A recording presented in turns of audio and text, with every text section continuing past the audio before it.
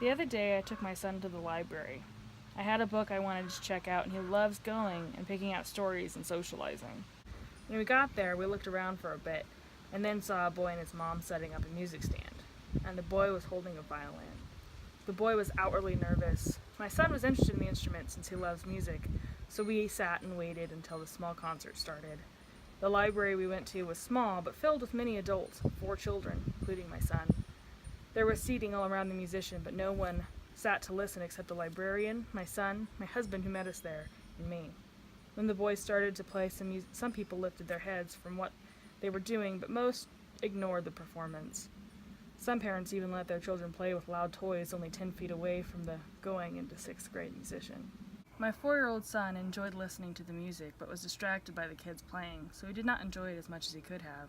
When he watched the boy, noticed the violin movements, and listened with his eyes and ears, I could see the learning and enlightenment in his face.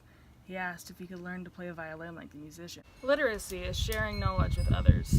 Literacy requires involvement. The young boy was capable of playing Bach, Fiddler on the Roof, Mozart, and classic Beatles song because he practiced his craft. His literacy. After the boy's performance, I went up and told him how wonderful he played and how much I enjoyed it, that I had taken violin in elementary school, but was nowhere near his talent. His mom interjected, "It's all practice. Adam practices all the time."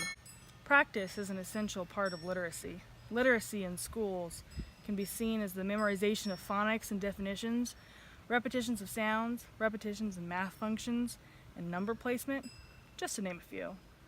Adam shared his literacy with the whole library, but only a few received and appreciated the knowledge.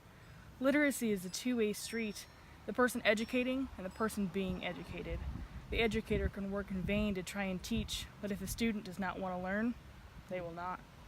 Those in the library, the old man reading his book, the kids playing with the blocks, the parents on their phones, and the countless others who did not look up from their chairs squandered a moment to improve and inspire their literacy. It does not matter who the educator is. I was educated by an 11-year-old boy at the library. My literacy has improved. I listened to a live performance of Bach, which is so much more fantastical than listening to it on the computer with headphones. My 4-year-old is inspired by the musician and his performance, completely inspired.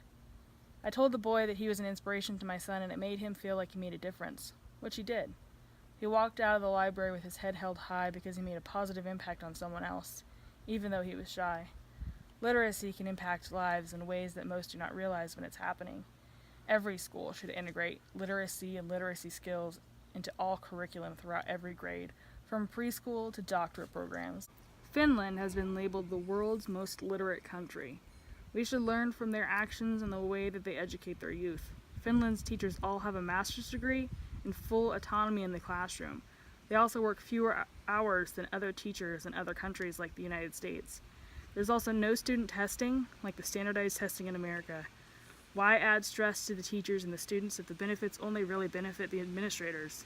Let's focus on the students and their learning rather than the bottom line.